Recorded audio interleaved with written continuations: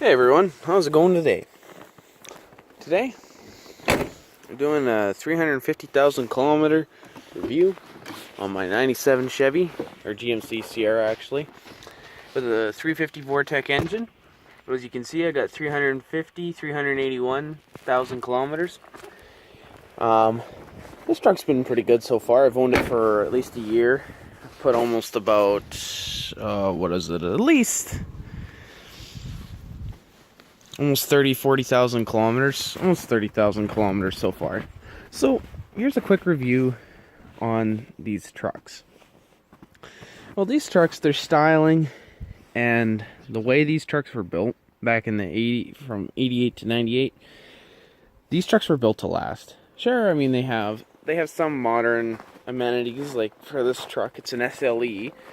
So some of the options on this truck, we have there we go. We have a tape player and a radio, AM, FM, and then down here we have a CD player. Now, that works as well. I haven't used it. I don't have very many CDs, nor do I have very many tapes, but I do like to use it once in a while. You also have an option to turn on your airbag on and off. That was pretty standard for GM vehicles or vehicles back in the 90s.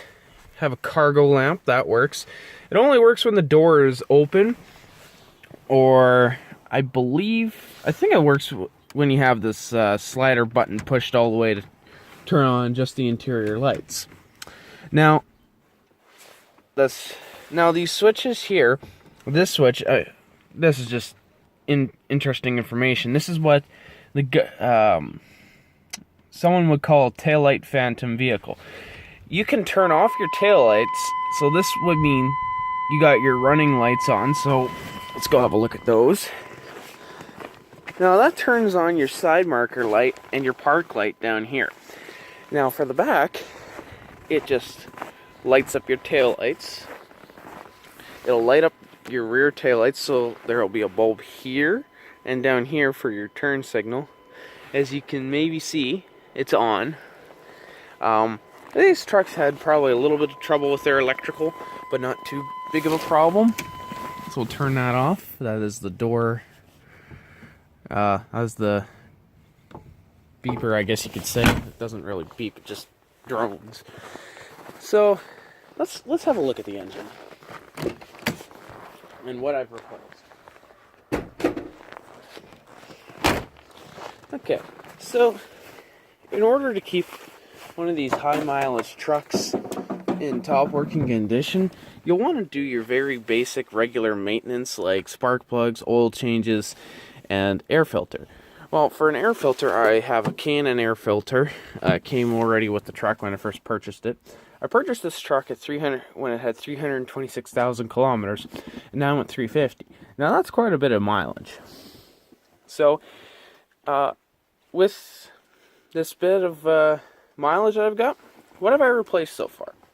Well, so far I've put on a new belt tensioner. I just did that because I thought it was bearings going inside here, but it turned out the alternator was bad, because after I replaced this, you could hear the alternator bearings a lot more, and I'm like, not quite. And this I'm about to replace because I can kind of hear it sometimes, and it's probably a good time to change this idler pulley. Now I need to get my AC recharged as well, and I need to put on a new belt. Now, from here it doesn't look like the belt is all that bad, but when that alternator seized up on me, or the bearing seized up, this belt is the belt that's been on the truck, I think, for quite a while at least. Not since the truck was first built. I would at least hope not.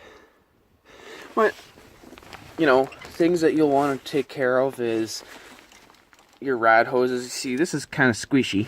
Shouldn't really be all that squishy. But then again, what do you expect with a 21-year-old truck? Some things will work and some things won't. That's why you got to take care of your truck and maintain it. Now I've got a Nationwide battery here for the truck. It's a Cold Cranking AMSYS 650, and sometimes I think that's a little too low for the truck. I just did an oil change at 350.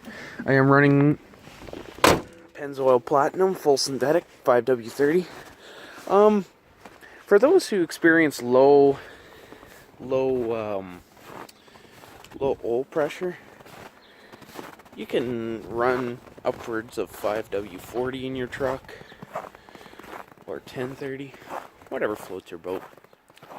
So let's hop in the truck and go for, let's just hop back into the truck here and see what we got here. Now, don't mind the mess in my truck. It is what it is.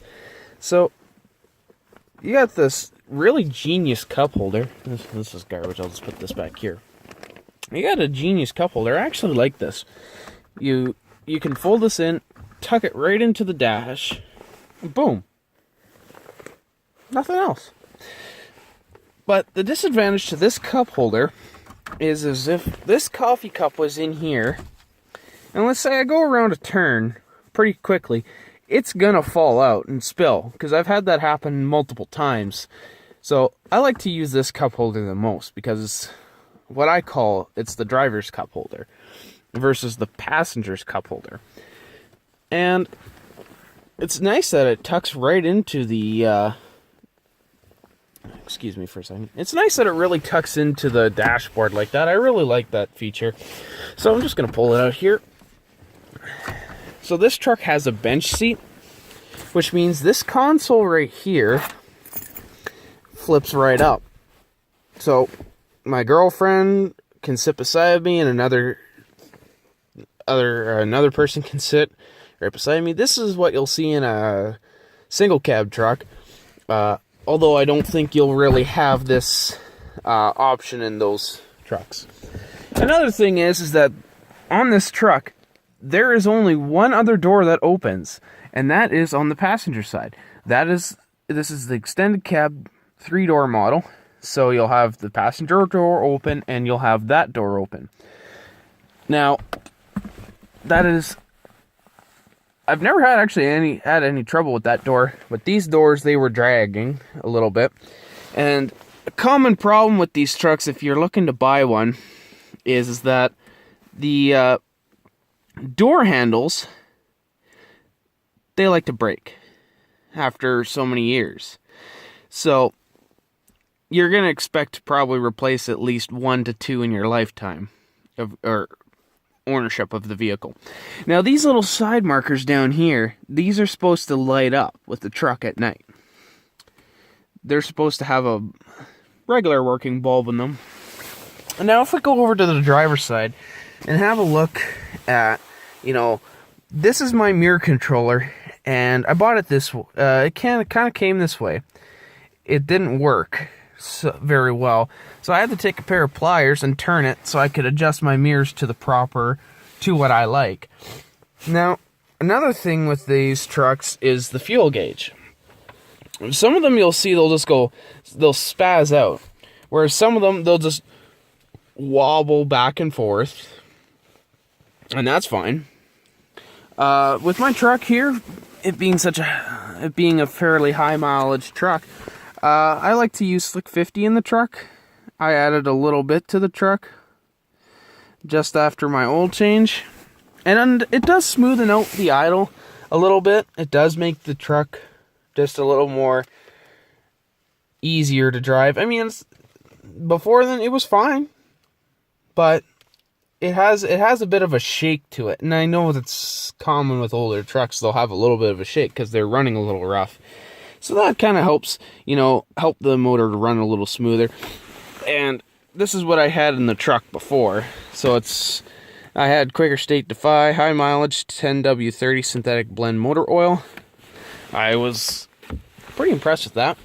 Now with my, we'll get to this in a minute. With your HVAC controls, you'll have one thing probably happen that's not supposed to happen very often, but the resistors in here, they burn out. And now the only one that actually works is the high. When I first bought the truck, the only one that worked was low. None of these ones worked.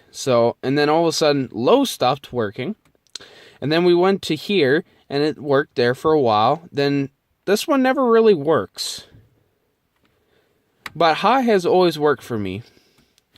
Now, the air recirculation works. AC doesn't really work. I think it needs to be recharged. So I'm going to get I'm gonna have to look at that in the summer. I did use it a little bit, like it blows a slight amount of cold air, but nothing really to keep you cool, so it's best just to keep your windows open. Now this little toggle switch here, it isn't hooked up right now, as you can see, but it was for some off-road lights on the front bumper, but those unfortunately got broken off. I also have a custom-made headache rack. It already came with the truck originally, and I only put it on about maybe 6 months through.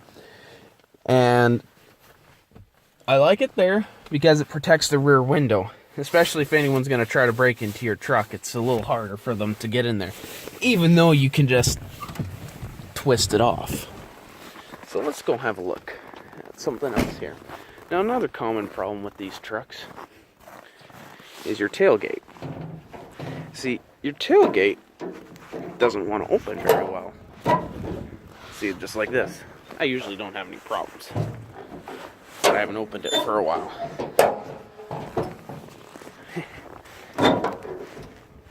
I think it's frozen. Okay, whatever.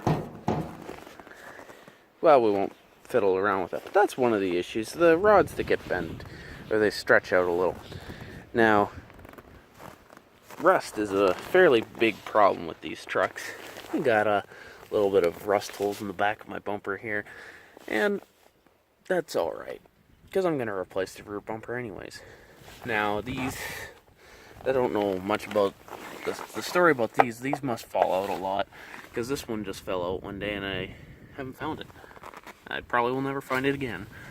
So when I get a new bumper, I'll put in some new license plate lights, and yeah.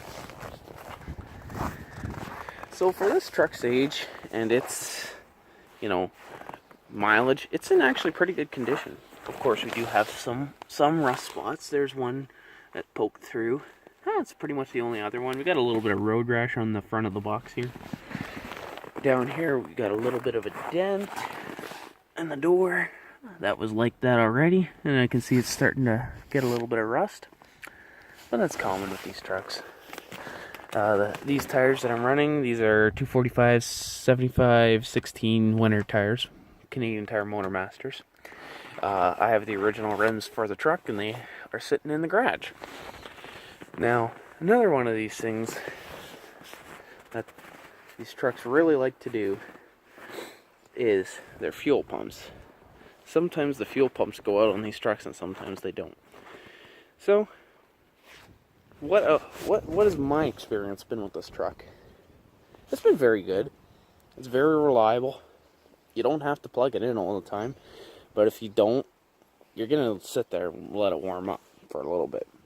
I need to change the coolant on the truck.